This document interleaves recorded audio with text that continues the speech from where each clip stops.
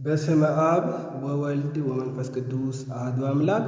ሰላም ሰላም፣ የእግዚአብሔር ተወዳጆች እንደምናችሁ፣ እግዚአብሔር ይመስገን። እንደ እግዚአብሔር መልካም ፈቃድ የቅዱስ ማቴዎስን ወንጌል እንጀምራለን ማለት ነው።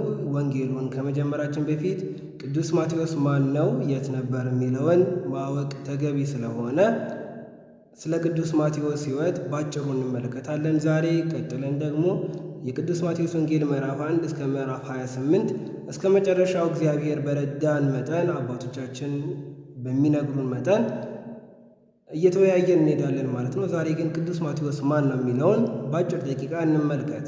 ቅዱስ ማቴዎስ ማን ነው ስንል ከ12ቱ ሐዋርያት አንዱ የሆነ ከአራቱ ወንጌላውያንም አንዱ የሆነ ቅዱስ ሰው ነው ማለት ነው። ቅዱስ ማቴዎስ በቀድሞ ስሙ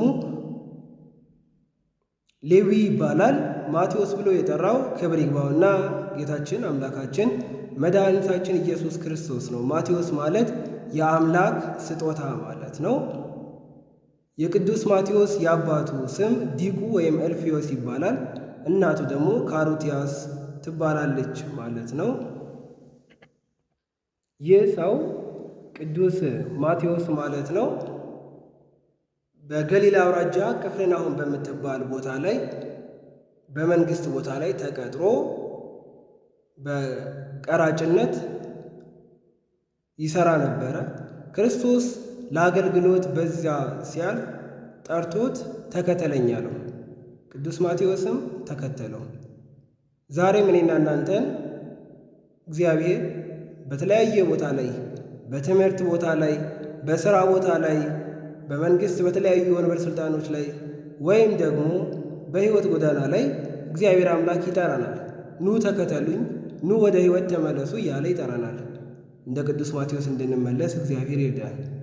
ቅዱስ ማቴዎስ በቤተ ክርስቲያን አባቶች አጠራር የቁም ተስካር ያወጣ ሐዋርያ ይባላል። ምን ማለት ነው?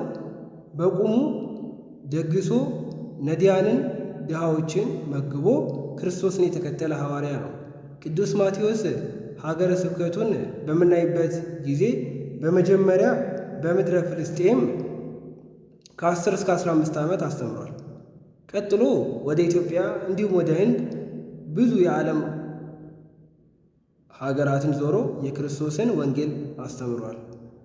በዓለ ዕረፍቱ የቅዱስ ማቴዎስ ጥቅምት 12 ቀን ነው። እግዚአብሔር አምላክ ከቅዱስ ማቴዎስ ረድኤት በረከት ያካፍለን። ይቆያል።